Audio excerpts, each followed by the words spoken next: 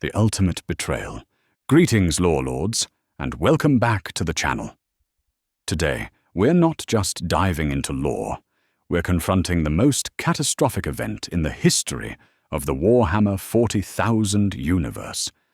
We're talking about a betrayal so profound, so devastating, that it shattered an empire and condemned humanity to 10 millennia of endless war.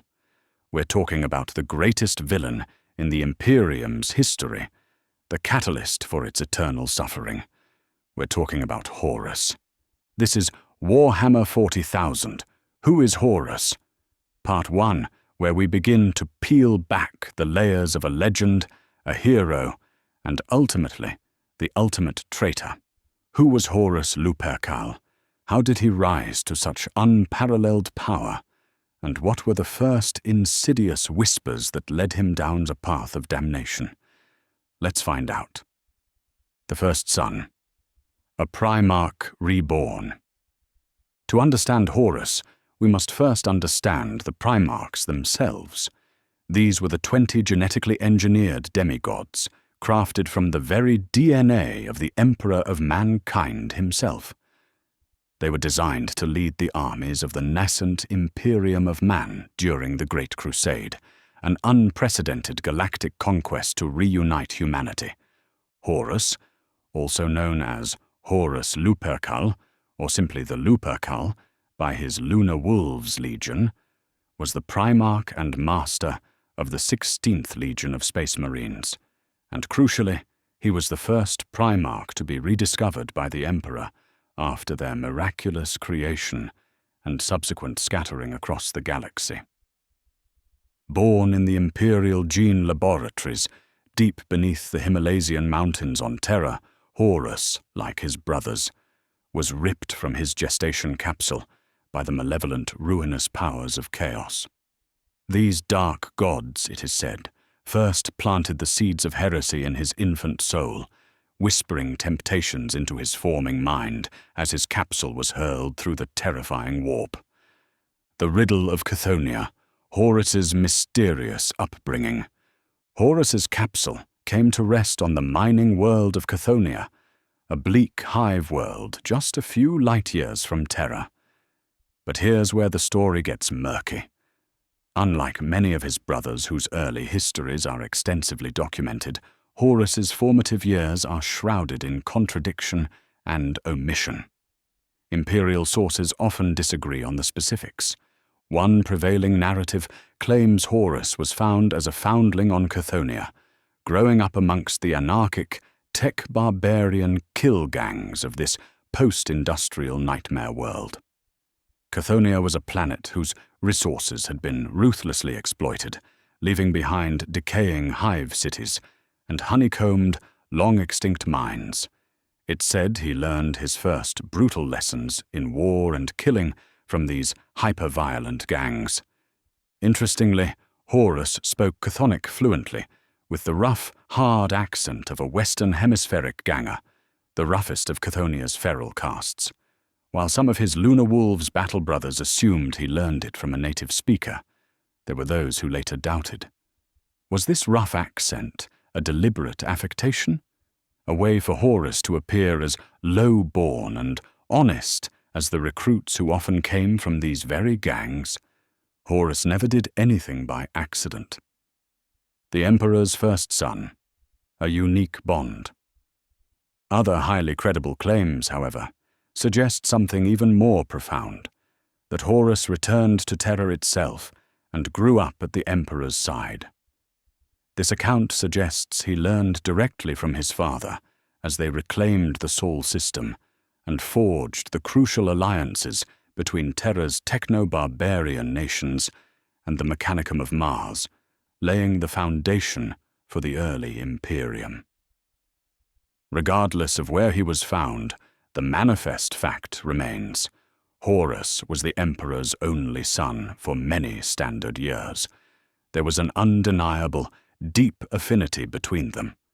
The Emperor poured himself into his protégé, teaching and encouraging him, preparing him for a destiny that few could ever imagine. Horus was soon placed in command of the 16th Legion, which already numbered thousands of Astartes, space marines, created from his own unique genetic code. The Great Crusade, side by side with the Emperor. For the first 30 standard years of the Great Crusade, which began around 798 M30, the Emperor and Horus fought side by side. Leading the Principia Imperialis fleet, they began the interstellar expansion of the young Imperium, forging its initial dominion with fire and blood. The Lunar Wolves, the 16th Legion's original Terran Astartes, bolstered by tens of thousands of recruits harvested from the violent youth of Cthonia itself, became the Emperor's hammer. Cthonia, close to Terra and notorious for its murderous population, had little strategic worth, but its harsh environment produced fierce warriors. It was on Luna, the Imperium's moon, that these Chthonians were reborn as the dreaded Lunar Wolves, a name bestowed by the Emperor himself to strike fear into his enemies. Horus learned relentlessly at the foot of his sire during these opening campaigns. His generalship became legend, and the respect his legion earned among their brother legions was unrivaled. Warmaster. The first among equals. The Great Crusade pushed ever outward, and one by one, the other Primarchs were rediscovered and united with their gene father. As the Emperor's time became increasingly divided, Horus was often placed in overall strategic command of the Great Crusade. He proved himself time and again, quickly winning the approval and support of the other Space Marine legions and their Primarch leaders. While many of his brothers were gifted in specific fields of military science, Horus's true genius lay in his natural leadership. He possessed an unparalleled ability to meld seemingly divergent allies into a coherent whole, uniting disparate forces, human and Astartes alike, into a single, unstoppable spearhead. This skill extended beyond the battlefield. Horus would treat with newly contacted worlds according to their own cultural traditions, often bringing them into imperial compliance without bloodshed, using his inhuman charisma and diplomatic skills combined with the ever-present threat of the Legion's unstoppable force. He had an innate understanding of human psychology, able to read people, promote their strengths, and exploit their weaknesses. He knew how to best deploy his brothers, the White Scars and Night Lords for rapid strikes, the Imperial Fists and Iron Warriors for planetary sieges. He even fostered competitive rivalries between legions, unknowingly sowing seeds of hatred that would later bloom into tragedy. Horus was, without question, the first among equals. When the Emperor finally detected another Primarch and departed to locate him, Horus was left at the head of the Principia Imperialis and the conquering armies. He swore to himself that he would always remain the Emperor's favored child. The triumph of Ullanor, a new age begins. The zenith of Horus's triumphs, and arguably the high point of the entire Great Crusade, came with the Ullanor Crusade. This was a monumental imperial assault against the largest Orc empire ever encountered, led by the brutal overlord Uruk. This vast campaign involved 100,000 space marines, 8 million Imperial Army troops, and thousands of starships, a truly colossal undertaking. Its success marked a turning point. Following the defeat of the Ullanor Orcs, the Emperor made a fateful decision. He returned to Terra to pursue a secret, monumental project, the effort to open up the Elder Webway for mankind's use. And in his place, to command the entirety of the Great Crusade, he left Horus. In the aftermath of Ullanor, Horus was granted the newly created, unprecedented title of Warmaster. This meant he was the supreme commander of all the Emperor's armies, with her authority over all the other Primarchs and every expeditionary fleet. To solidify this preeminent position, the Emperor suggested that Horus rename his 16th Legion to the Sons of Horus in his honor. Horus initially refused. He didn't want to be set above his brothers, but the seeds of discontent were already being sown. The seeds of jealousy, a father's abandonment. While Horus accepted his new duties with dedication, the Emperor's sudden absence deeply unsettled the Primarchs. Their hurt feelings over his seeming abandonment of the Great Crusade for a secret project, whose purpose he refused to reveal, began to fester. This laid the groundwork for the jealousy and resentment that would ultimately blossom into the catastrophic Horus heresy. Horus consulted his brothers, trying to court their favor and quell their discontent over his new title. Some, like Sanguinius, Lorgar, and Fulgrim, acclaimed his election from the outset. Others, like Angron and Perturabo, raged with jealousy. Leman Russ and Lionel Johnson were cynical, while Robert Gilliman, Jagatai Khan, and Rogel Dawn simply accepted it as the obvious choice. Horus had always been the brightest, the first, the favorite. But despite this support, a deep-rooted resentment began to simmer in Horus's mind. The wording of the Emperor's declaration, claiming his victories as entirely his own, chafed. While the Emperor remained secluded in the Imperial Palace on Terra, Horus was out in the field, constantly winning the Imperium for him. He even came to believe he was failing his father by not understanding his secret work.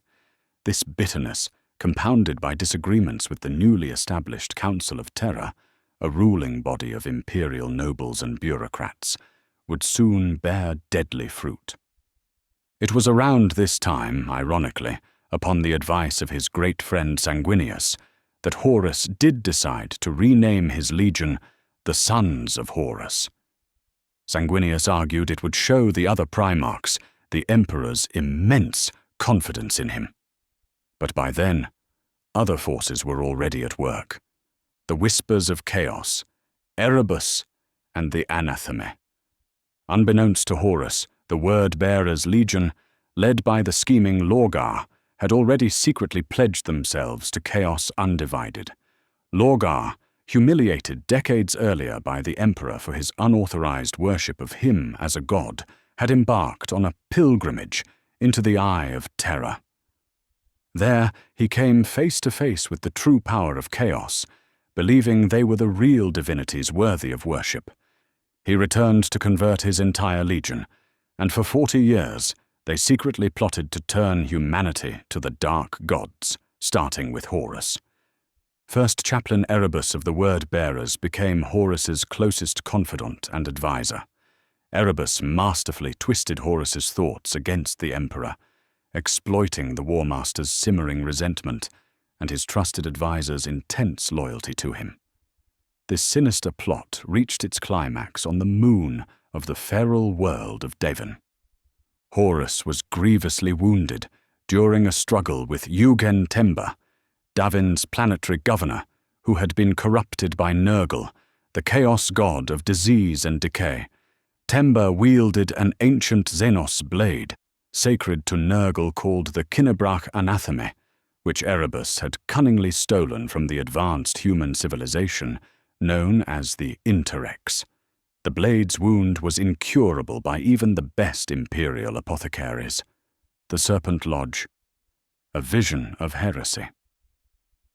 As Horus lay dying, Erebus convinced the officers of the Sons of Horus's warrior lodge to take the Warmaster to a secret sect on Davin's moon, the Temple of the Serpent Lodge. The warrior lodges themselves were another insidious ploy by Lorgar and Erebus, designed to infiltrate and corrupt the Astartes. Many Astartes saw these secret cabals as a violation of the Emperor's call for truth and openness, a foresight that would prove tragically correct, as these lodges became the primary purveyors of corruption. The Serpent Lodge was, in truth, a chaos cult. Using forbidden sorcery, They warped Horus's mind, playing on his existing jealousy and resentment towards the Emperor. During dark rituals, Horus's spirit was transferred into the Immaterium.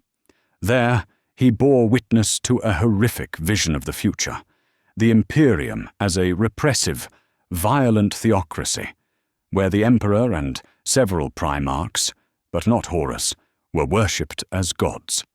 This vision, ironically, would be largely brought about by Horus's own actions. The dark gods portrayed themselves as victims of the Emperor's psychic might, claiming no interest in the material world. Magnus the Red, the sorcerous Primarch of the Thousand Suns Legion, even appeared to Horus in the warp, attempting to warn him that this vision was but one possible future, one that Horus himself could prevent.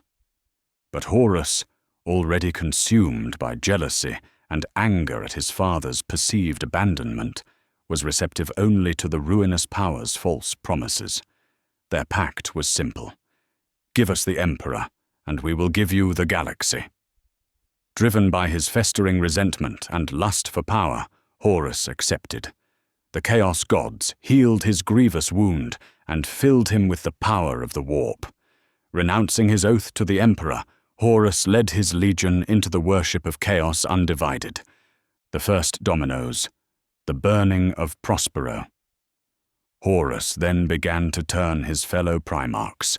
He succeeded with Angron of the World Eaters, Fulgrim of the Emperor's Children, and Mortarion of the Death Guard, the first of many who would follow him into damnation.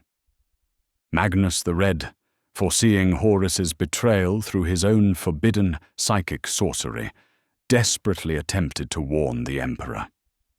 He sent an astral message directly into the Imperial Palace on Terra, but it shattered the Emperor's psychic wards, inadvertently revealing the Emperor's secret webway project in the Imperial dungeons. The Emperor, refusing to believe his beloved Horus could betray him, tragically misinterpreted the warning. He believed Magnus and his 1,000 sons, who had long suffered from the flesh change mutations and practiced forbidden sorcery, were the true traitors. He ordered Leman Russ of the Space Wolves, Magnus's greatest rival, to bring Magnus to Terra for trial, but Horus intercepted Russ en route to Prospero, the 1,000 Suns homeworld. Playing on Russ's inherent revulsion for psychic powers, Horus twisted the Emperor's order, convincing Russ to launch a full assault on Prospero, effectively turning him into Magnus's executioner. The burning of Prospero was a tragic, devastating consequence, pushing Magnus and the 1,000 Suns definitively into the arms of chaos. Istvan III, the atrocity begins. The initial phase of the Horus heresy erupted on the surface of Istvan III. The planetary governor, Vardus Pral, had fallen to Slanesh and declared independence. Horus was given the task of reclaiming the world, a perfect cover for his true agenda. Though his 4 direct legions, the sons of Horus, World Eaters, Death Guard, and Emperor's Children, had already turned traitor, about a third of each force still contained loyalists, many of them Terran-born Space Marines, loyal directly to the Emperor. Horus devised a horrifying plan to purge them. Under the pretense of reclaiming Istvan III, Horus amassed his fleet. He dispatched all known loyalist estates to the planet's surface. At the moment of their supposed victory and capture of the Choral City, the Warmaster's orbiting fleet unleashed a cascade of terrifying virus bombs. The lethal, flesh-dissolving life-eater virus swept across the planet, killing 8 billion civilians almost instantly, their psychic screams echoing through the warp and briefly obscuring even the Astronomicon. However, Captain Saul Tarvitz of the Emperor's Children, aboard his legion's flagship Andronius, discovered the plot, and, with help from Battle Captain Nathaniel Garrow of the Death Guard aboard the frigate Eisenstein, managed to warn many loyalists on the surface. They took shelter, surviving the initial onslaught. Angron, The Primarch of the World Eaters, furious that the virus bombs hadn't eliminated all loyalists, raged and hurled himself and 50 companies of traitor marines at the planet, discarding all tactics in a frenzy of mindless butchery. Horus was furious at the delay, but was forced to reinforce Angron with his own troops. Fortunately for the Imperium, Battle Captain Garrow managed to escape Istvan III aboard the damaged Eisenstein, fleeing to Terra to warn the Emperor that his beloved son, Horus, had truly turned traitor. This was only the beginning, Lorelords. The great betrayal had truly begun. Conclusion: the seeds of Imperium's doom. Horus Lupercal, the most favored son, the first Warmaster, the unifier of legions, became the architect of humanity's darkest hour. His rise to power, his complex relationship with the Emperor, the subtle manipulations of chaos, and the catastrophic opening moves on Davin and Istvan III set the stage for a galaxy-spanning civil war that would kill billions and cripple the Imperium beyond repair. While he ultimately fell during the Siege of Terra, his actions inaugurated the current grim age of the Imperium, a stagnant, repressive, and dehumanizing existence beset by countless dangers. This is just the beginning of Horus's story, Lorelords. Next time, we'll delve deeper into the burgeoning heresy and the horrific choices that continued to define Horus's path to damnation. What are your initial thoughts on Horus's early life and the first subtle manipulations of chaos? Let me know in the comments below. If you found this deep dive into Horus's origins compelling, please give this video a like. Share your theories and insights in the comment section. Don't forget to subscribe to the Lorelord for more epic explorations of Warhammer 40,000 lore and beyond.